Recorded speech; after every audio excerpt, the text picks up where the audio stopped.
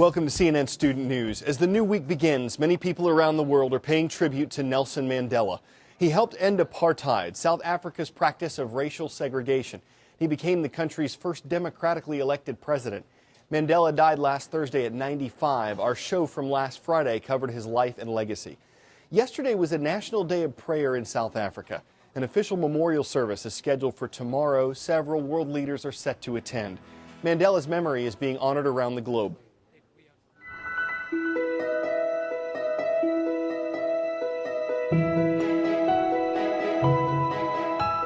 Our nation has lost its greatest son. We saw in him what we seek in ourselves. He was just a huge, larger-than-life figure. He was a magnanimous person. He was a compassionate person.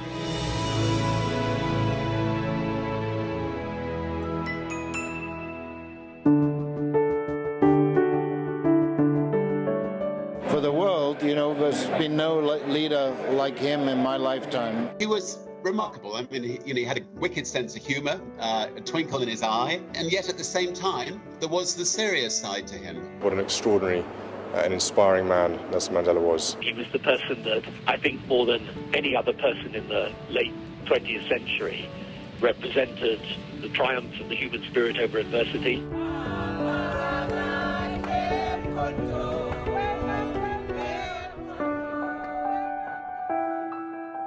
He didn't compromise his principles, and he was so gracious, a gracious man. You very seldom can find that combination of virtues and values and principles all in one person.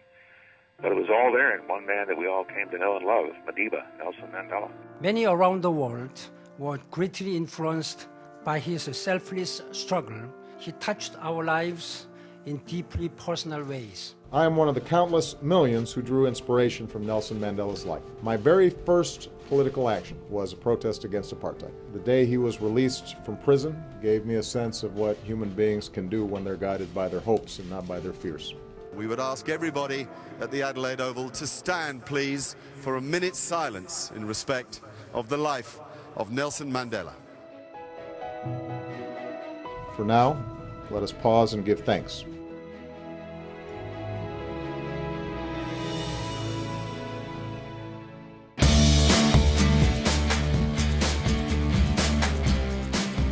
For our first roll call of the week, we thought we'd add a little color to roll call festivities. We're going to start with the Purple Riders from Martins Ferry High School in Martins Ferry, Ohio. Over in Fishers, Indiana, we've got the Golden Hawks from Riverside Junior High, and we'll round out our roll with the Red Devils. They're from Central High School in Phoenix City, Alabama. Economic indicators and winter weather. Economy's up first. The new U.S. unemployment rate, 7%, lowest it's been in 5 years. In November, the economy added 203,000 jobs. Some experts see these as good signs for the economy, but there are still 11 million unemployed Americans, and more than a third of them have been out of work for at least 6 months. Like economic data, weather reports are full of highs and lows. In Dallas last Wednesday, for example, the high was 80 degrees. By Thursday night, a low in the 20s. A winter storm blasted into the region, bringing freezing rain and sleet. The winter weather moved east over the weekend. Experts predicted temperatures would be back on the rise today.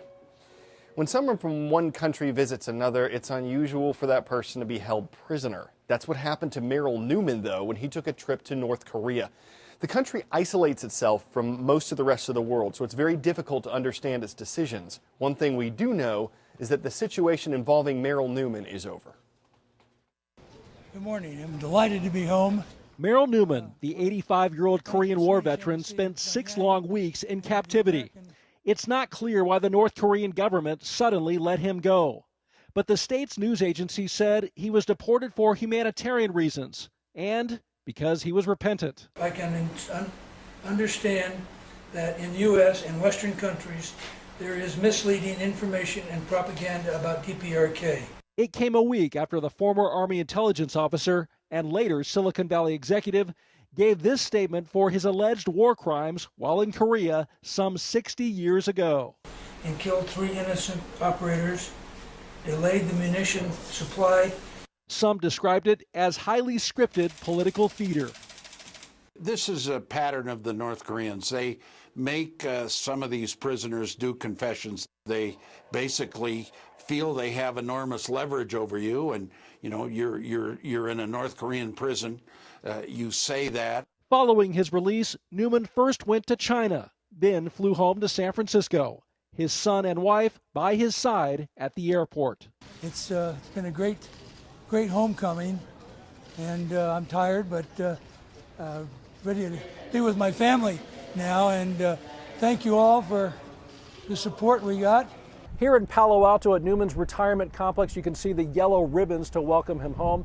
Though the U.S. has no formal relations with North Korea, a White House official says that Newman's release was the direct result of contact between Washington and the North Korean capital. Thousands of Westerners travel to North Korea each year at their own peril. Newman went there in October as part of a 10-day tour. The day before leaving, he had reportedly spoken to some Korean authorities about his military service. He was eventually pulled off his airplane just minutes before it was to depart. It's time for the shout out. How many countries have teams in the FIFA World Cup tournament? If you think you know it, then shout it out. Is it 8, 16, 32, or 64? You've got 3 seconds. Go.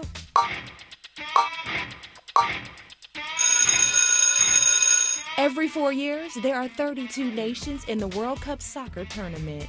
That's your answer, and that's your shout out. Now we know which countries will be playing each other in the opening round of the next World Cup. Last Friday, the draw was announced. 8 groups, 4 countries per group. Starting in mid-June, they'll face off in stadiums like this one all over Brazil. But people will be watching from all over the world. That's why the teams aren't the only ones trying to get in. As teams from countries the world over were fighting for one of the coveted 32 spots, big global brands were battling it out to be associated with the FIFA World Cup, estimated by some at a cost of $100 million each to be an official sponsor. So when you're talking to companies which are looking to have a global exposure, World Cup is the platform where you have global exposure. When it comes to current sponsors for FIFA, it's Visa, not MasterCard, Adidas, not Nike, McDonald's, not Burger King, Coca-Cola, not Pepsi. The FIFA World Cup is the pinnacle. For Coke, the World Cup is key. In 2010, the campaign was the biggest ever marketing plan for brand Coke ever, and the ambition is to go higher. Coke estimates some 2 billion people were actively, quote, engaged with the 2010 World Cup in South Africa, not just watching a match or two. Their goal, says Coke, attracting teenagers. Brand experts say global corporations are often associated with other big sporting events as well. If you sponsor things like the World Cup, the Olympics, the Champions League, you've got a big ad in the Super Bowl, effectively you're saying to people, we are a big, great brand. You should aspire to be associated with us. You should want our products. And if you aren't there, your competitor will be.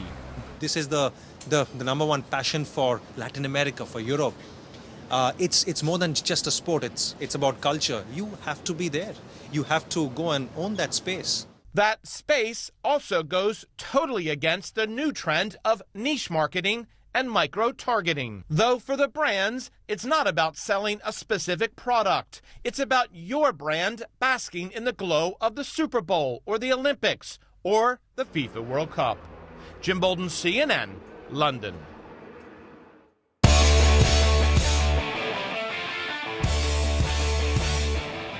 You probably heard your parents say, don't chew with your mouth open. I don't think anyone's going to tell that to this shark.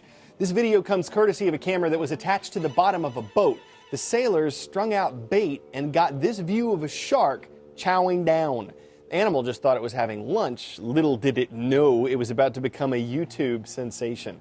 It's a classic bait and switch.